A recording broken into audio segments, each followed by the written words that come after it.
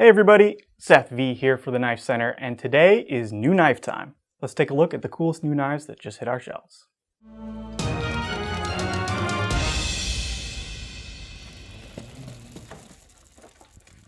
Now this first item went live on Tuesday, and I actually wouldn't be surprised if they're already sold out by now, given the sort of pre-release hype on this one. This is the Leatherman ARC, and it is got people really excited. So not only does this feature the magnetic system that we saw on the Leatherman Free series, meaning that it is super smooth to open and close, and that all the tools are accessible with just one hand, it also has a MagnaCut main blade. Yeah, pretty unexpected, even in this day when lots of stuff is starting to come in MagnaCut. I don't think anybody expected Leatherman to sort of jump into the deep end, so to speak, with a MagnaCut blade on a multi-tool. But here it is on the Leatherman ARC. So the price on these is going to be $229.95, which is a good step up from some of their other multi-tools, but I think this tool is the one that people have sort of been waiting for. Also for that money, it comes with a bunch of bits, bunch of these skinny Leatherman proprietary bits that are going to work on the bit driver.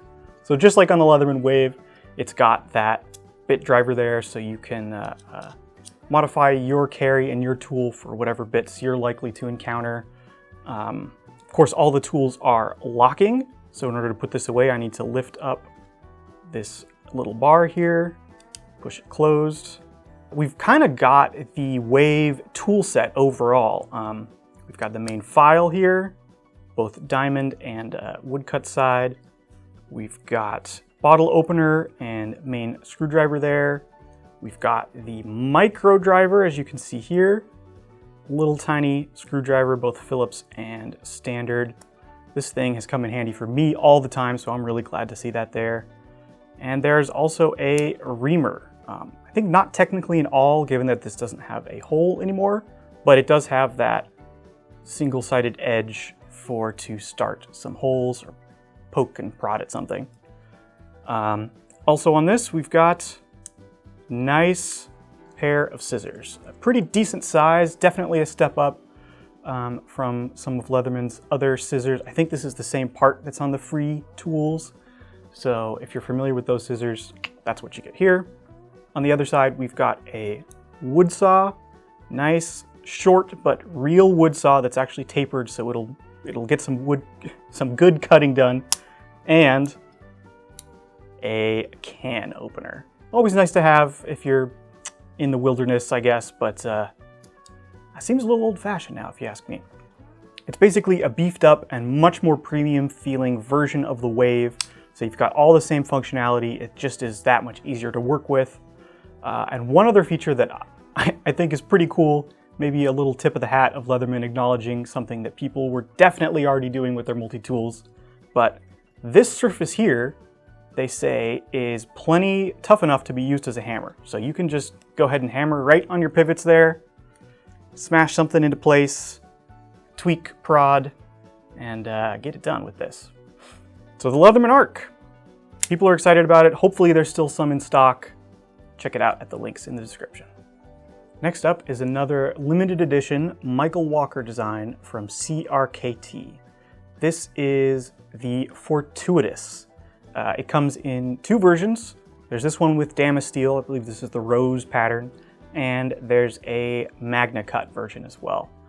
Like the previous Michael Walker limited editions, this is manufactured in Italy by LionSteel for CRKT, and it has that phenomenal fit and finish that you might expect from LionSteel. Tons of attention to detail. Everything fits and feels just perfect. The design on this one's pretty wild. Actually, the design is relatively simple. We've got 3.5 inches of a reverse tanto blade, maybe modified Chief's foot, but I'm gonna have to go with Thomas on this one. I think we got a reverse tanto here. And a pretty simple handle silhouette. What really puts it over the top, though, are the crazy details in the anodizing and the machining here. Got this sort of flecked texture around a full faux bolster here.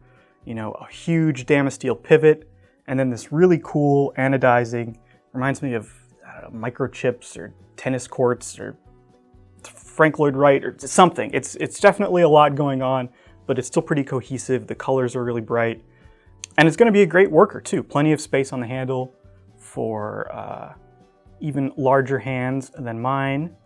Not too heavy, given that it's mostly titanium with an inset liner. Yeah, cool sculpted pocket clip with the little wheel to help it slide over your pocket. These start at $250 for the MagnaCut version and $400 for this LionSteel version, so pick one up while they're in stock. These are limited. The next knife on the table is not available today, but will be available tomorrow. This is the latest from Jack Wolf Knives, the return of the Vampire Jack. Just when you thought it was safe to go out with slip joints. They're back! We saw these before with some different handle materials and a different blade steel, but now they are here with S90V.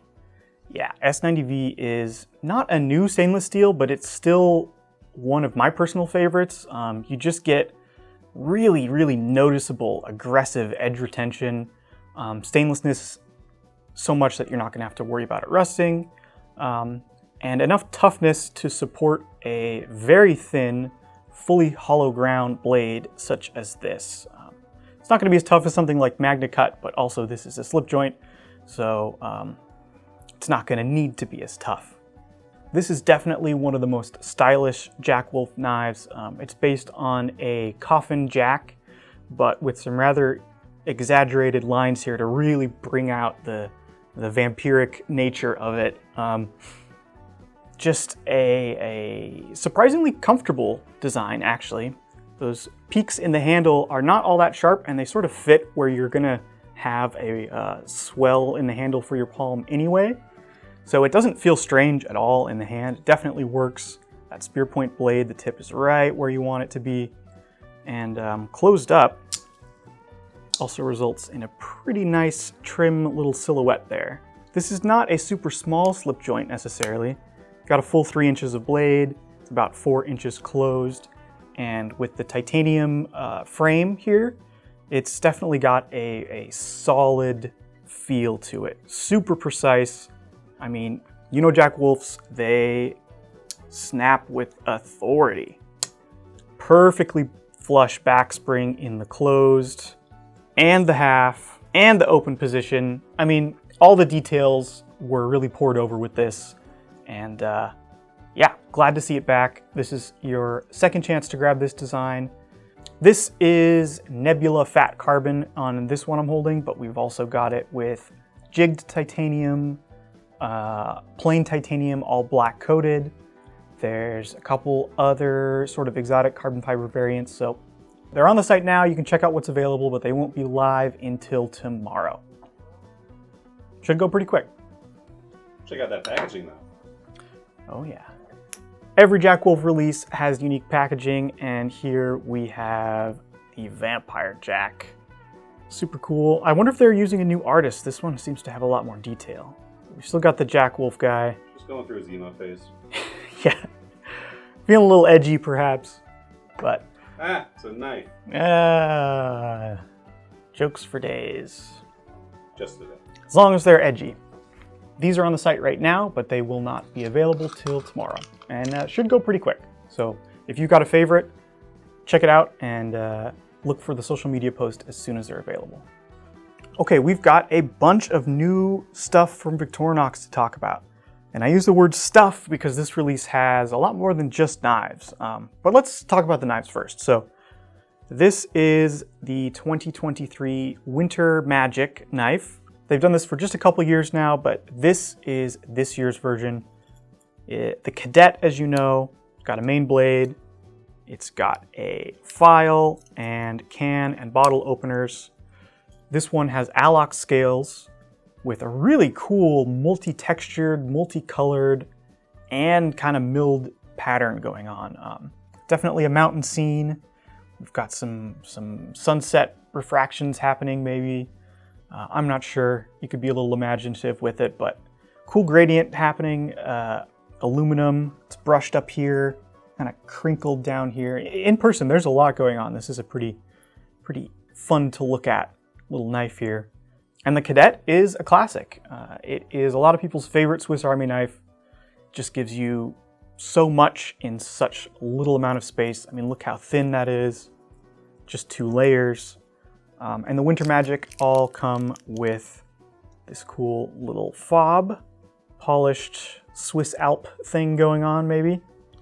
Just another fun extra for the price of $65.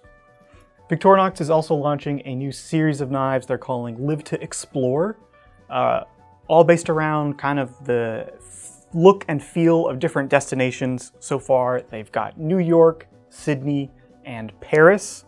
And when they first mentioned this, I was sort of expecting, like, I don't know, city scenes or landscapes or something, but what we've got here is more of a sort of vibes-based approach. Can you guess which location this one is? If you guessed New York, it's New York. Maybe we've got some skylights or something. I don't know. Let me know in the comments what you think is particularly New York about this. But the knife is the Companion, which is actually relatively new to Victorinox's lineup as far as I'm aware. It's a lot like other tools, but there's kind of a new thing going on here, which is that instead of the bottle opener, we have this cool package opener tool. So it's still got the small driver, like the regular can opener, excuse me, not bottle opener. But we've got a single-sided kind of hook and serrated edge here. It seems ready-made to be getting into those clamshell packages, you know, something to kind of hook in and just separate without damaging whatever's inside. Kind of a cool new tool. And alongside the main driver and bottle opener, got a pair of scissors on this one. Main blade, of course, and nail file. On the back, we've got corkscrew, parcel hook, can't live without it, and an awl. Yeah, cool tool, cool scales. New York, this is what Paris looks like here on the Classic SD. I'm not going to explain the features on the Classic SD because it's such a ubiquitous knife. You probably have one on your keychain already, but all of the Paris knives are going to have this color scheme and pattern going on. If you want a Companion or a SwissCard, this is the Sydney pattern. Got some gradients, maybe a shoreline going on. I don't know. Opera House. Opera House. I can see it. I can see it. But the SwissCard is a nice kind of alternative package to carry a bunch of tools. If you're not interested in a little pocket knife shaped thing, why not a credit card shaped thing? You still got a main blade. Pocket fixed blade. Pocket fixed blade, no less. Scissors. Nice, highly mobile scissors. You've got, I believe this is the file. Yep, nail file, little driver on that. Tweezers, toothpick, and a ballpoint pen. One last little hidden feature here as I'm turning this over in my hands. Can't forget about the pin. Yeah, slips right in there. Nice little divot to get out with your fingernail. Lots of features on this guy, and they come with a color matching card wallet. So you can slip the SwissCard right in there, put a license, ID, credit card. There you go, you got yourself a very useful ultra minimalist wallet. If that SwissCard package is a little too minimalist for your wallet needs, Victorinox also now has the Smart Card wallet with a aluminum card holder. Looks like that could hold, geez, I don't know, about 10 cards maybe? Maybe a little more, a little less than that. I'm sure Victorinox will tell you exactly how many it'll fit.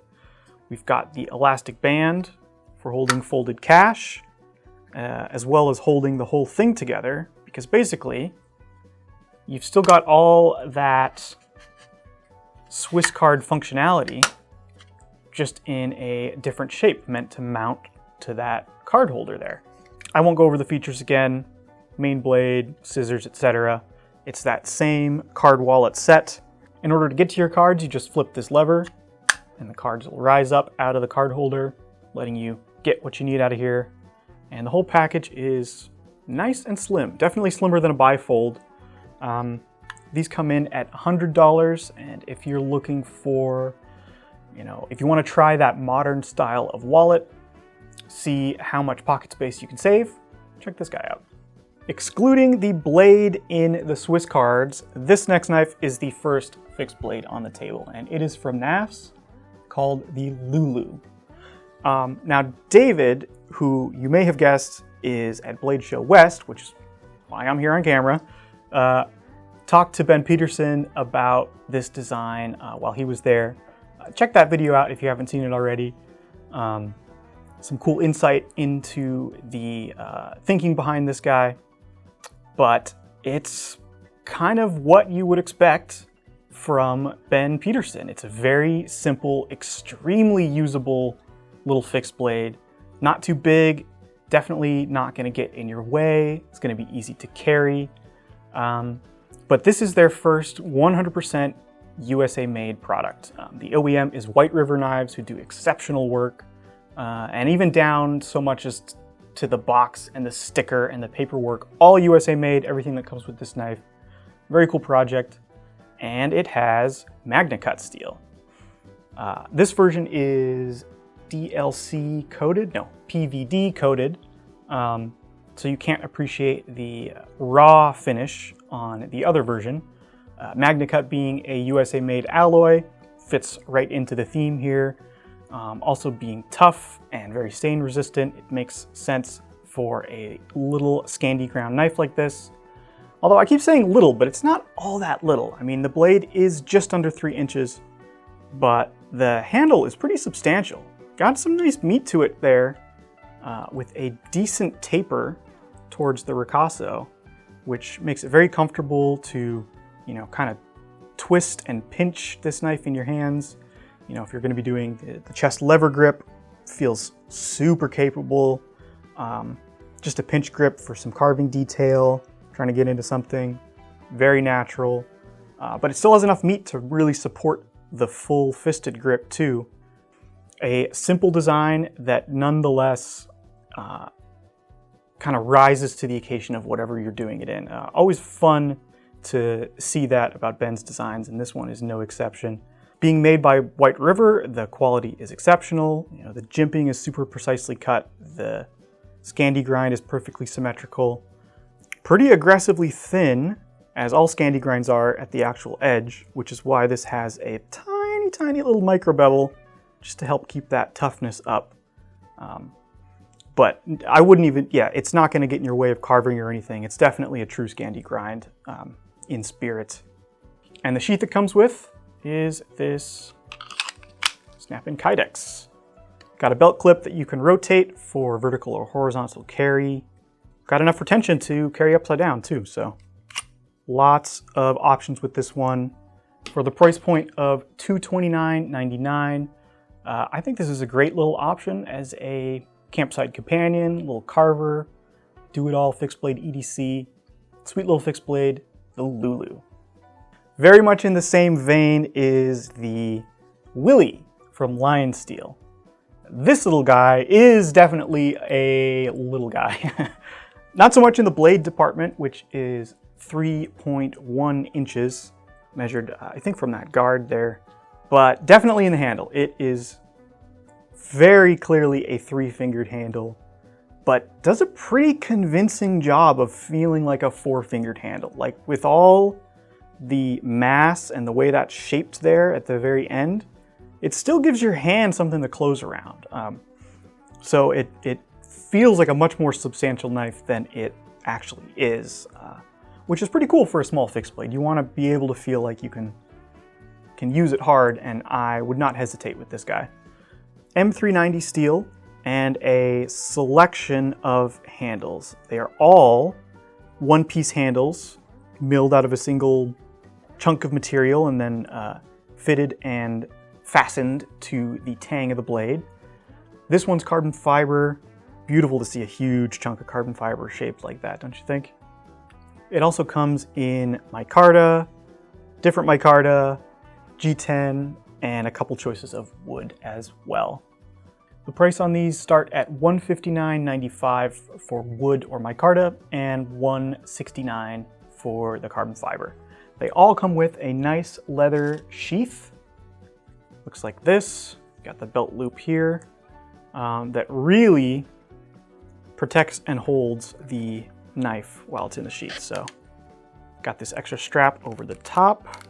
Just hold everything down. Very secure package, whether you toss this in a bag or strap it to your belt. Should still be very accessible one-handed. Pretty easy actually to pull that out of the sheath with this kind of hooked rear end of the knife here. Nice little feature. Get it right in your hands and you're ready to go to work. This next knife is from a new brand, and it's also a bit of a new spin on an old lock design. This is the Dark Bolt Design Arcus. And this little button here is what they're calling the bolt lock. In terms of the mechanics of actually locking the blade, this is just a liner lock. In fact, you could safely ignore that button and use it just like a liner lock, because they've even given you some lock bar access here. Use it like any other liner lock, but this cool extra bolt that they've added passes through the blade and pushes the liner from the other side, meaning that this operates just like a button lock too, if you want it to. You can see I push the button and it freely swings, so I can do that kind of kinetic opening. I can front flip it, I can regular flip it. Very, very fun to fidget with this guy. Kind of a cool innovation there that should make this knife more accessible to more people. A pretty sweet premium design to boot. We've got 3.2 inches of 20 CV steel, price point of $219, contoured G10 handles, milled pocket clip. Looks like some skeletonized liners in there. Yeah, this is a fun one. I mean, you can just open and close this so many different ways. It's always going to be different to use every time you pull it out of your pocket. Pretty neutral handle shape.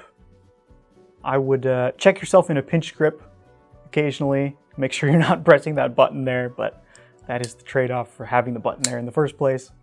If this blade shape doesn't do it for you, it also comes with a more standard sort of drop point for the same price, but with tan scales. Because it's relying on a liner lock for the lockup and detent mechanisms and not the button, it feels much more like a liner lock in terms of its deployment. It's very, very crisp. You've got that super engaged detent feeling where it's not soft or anything. It's very crisp. It's a bit of a unique feeling. It does look and work like a button lock, but also feels and works like a liner lock. Definitely a cool choice. I think this would be a really fun EDC, especially for the knife nut who doesn't actually have everything. And speaking of interesting actions, this new one from Schrade really impressed me, actually. The design is pretty cool. We've got a super symmetrical dagger going on, but the action is unbelievable. It is so good. Super snappy, almost has that whip-like crack to it when you open it up. Very cool to see from Schrade. This is $82.95. We've got 3.8 inches of D2 steel. Dagger grind, but only sharpened on one side with the partial serrations. And then the handles are contoured green micarta, actually.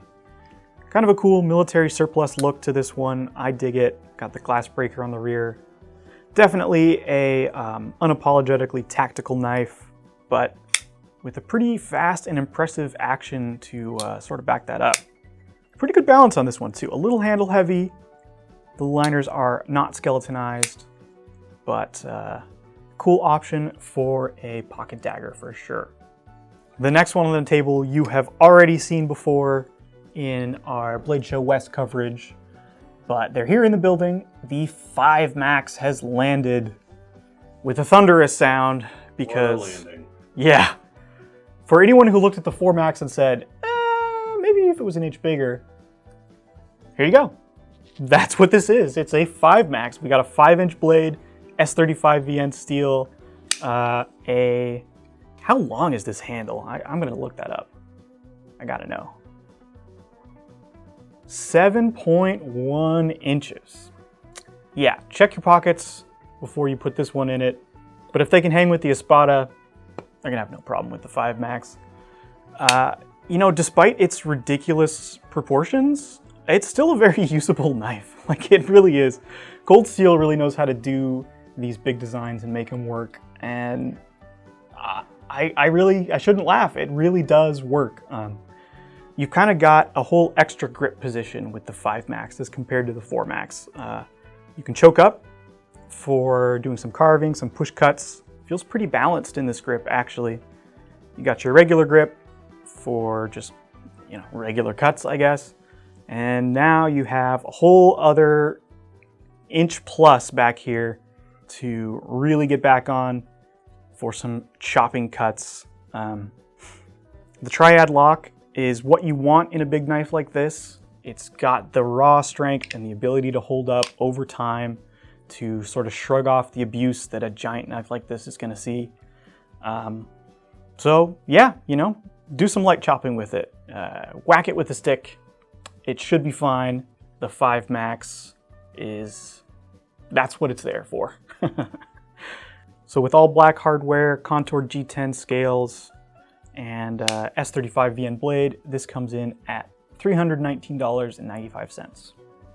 On a day when the 5 Max is not on the table, this Bullshark from Andre de Villiers would have been the most burly, beastly knife on the table.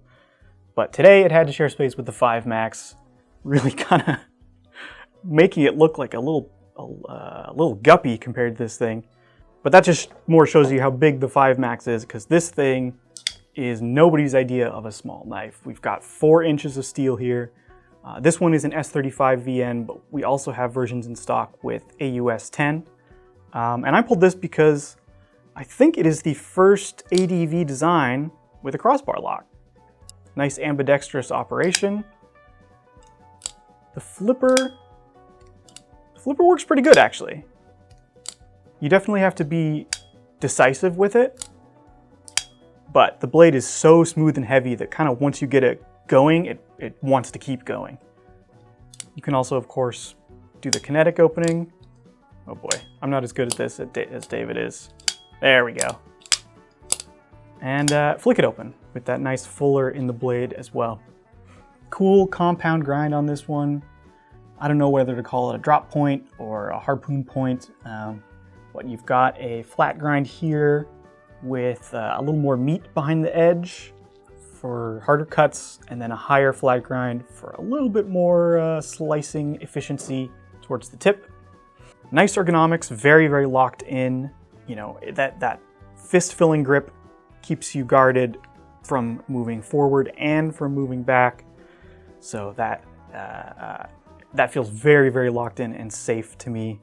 It's also big enough that you can still kind of move around on it a little bit. You know, I wouldn't be doing a chest lever grip with it, but you can definitely use it in a pinch grip, kind of get up close, spread your thumb out there and put some power into a cut. It's a very cool design.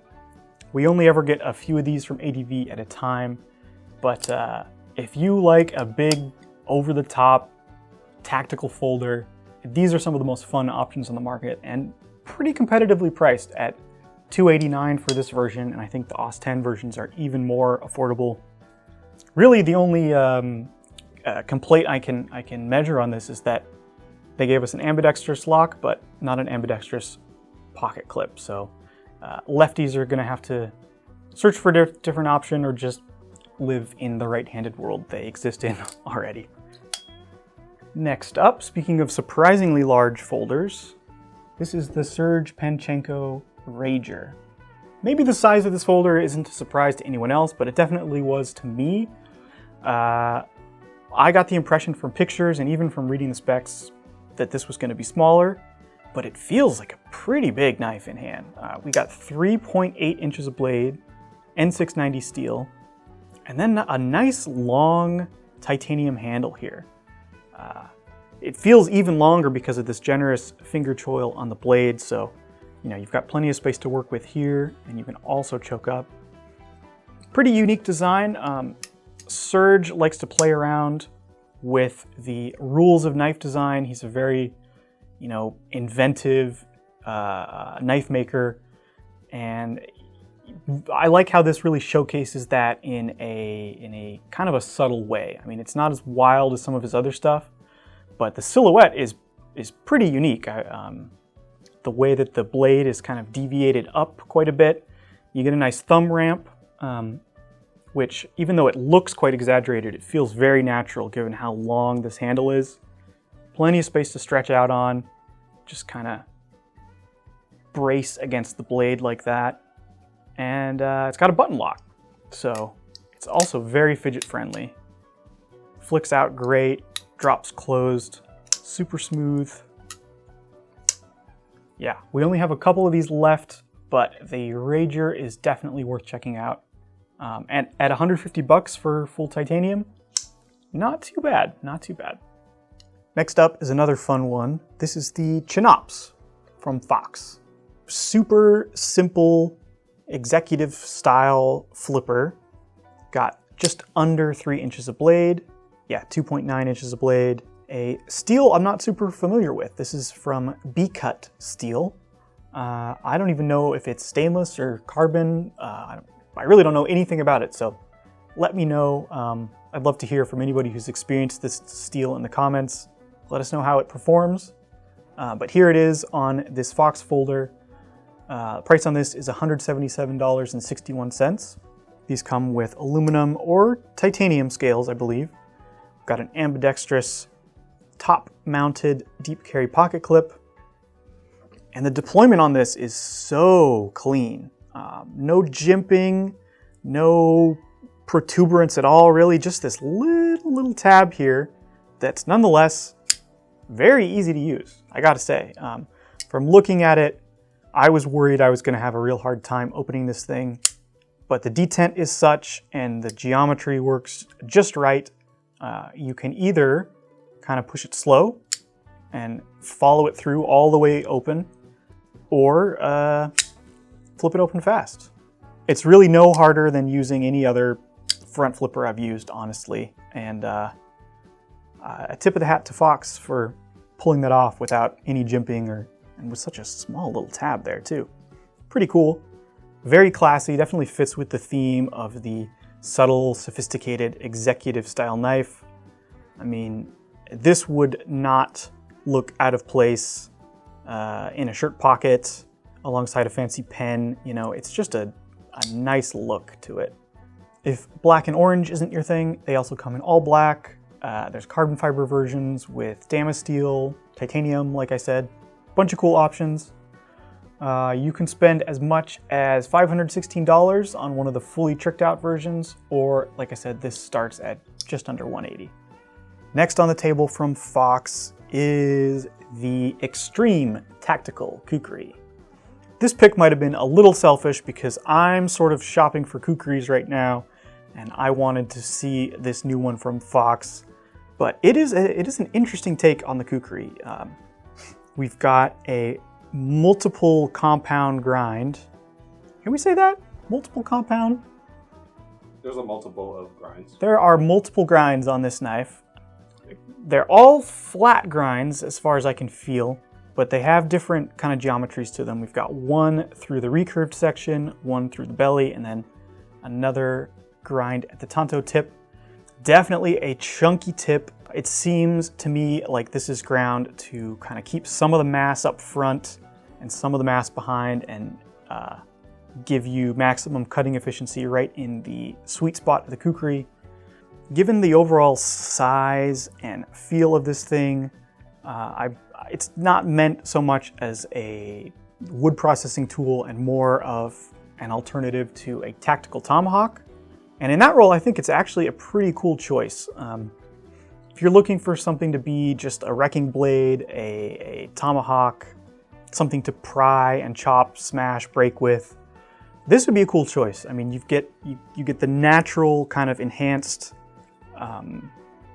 weight distribution of that lozenge Kukri blade. You know, you've got all this force kind of bending towards what you're cutting, but it's still a much more nimble package than your typical tomahawk. The weight is balanced more like a knife, so You can kind of do some finer work with it.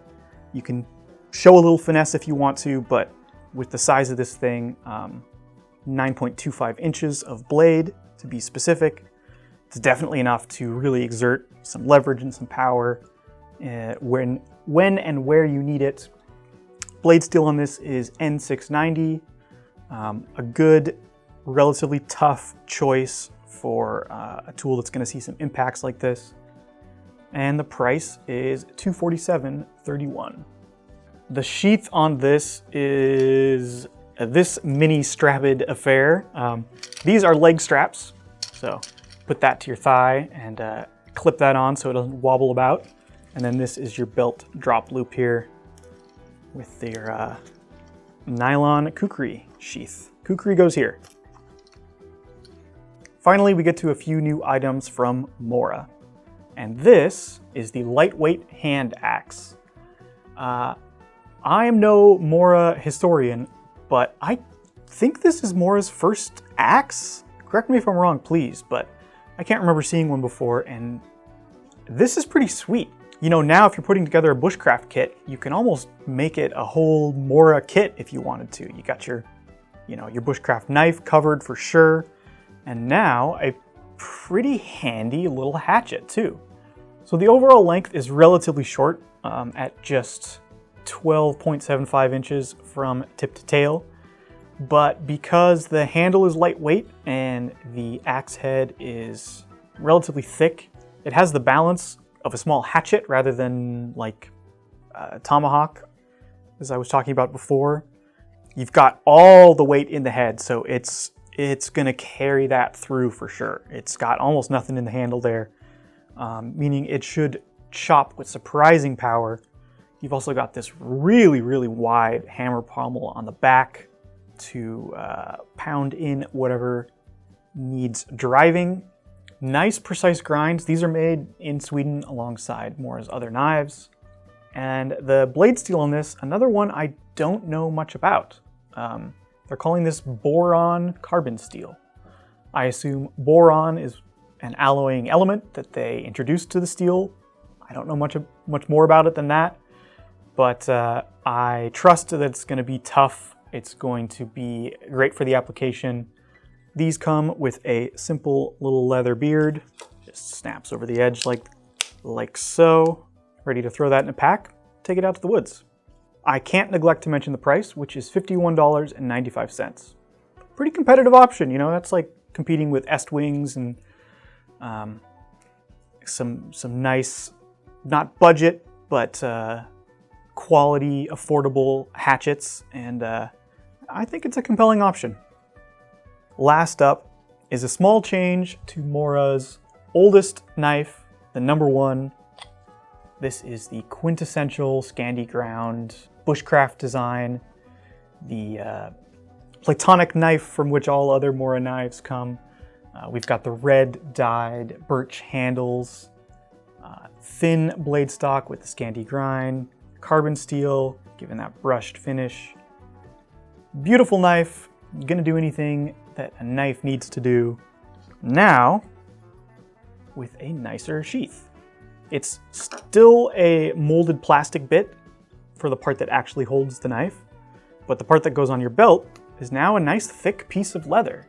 Previously, they just had like a molded plastic piece to clip to your belt, which I always felt kind of hurt its general usability because, it doesn't matter if this part of the sheath is stiff, but if it's stiff stuck to your belt, it's going to be poking you and pointing all sorts of different wrong ways. So now all of the Mora Classics come with these new sheaths with the leather belt loop, so you can actually have some flexibility on your belt and comfortably take this on your next adventure.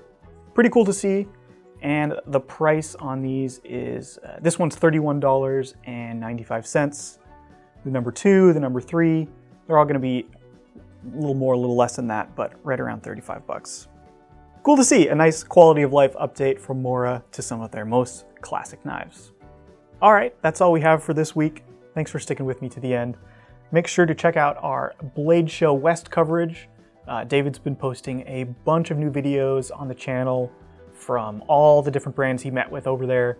And remember, if you saw anything today that caught your eye, check out the links in the description that will take you right to KnifeCenter.com. And don't forget to sign up for our Knife Rewards program so that you can earn free money to spend on your next knife. Thanks again, everybody. I've been Seth V. That's Thomas behind the camera, and we will see you in the next one.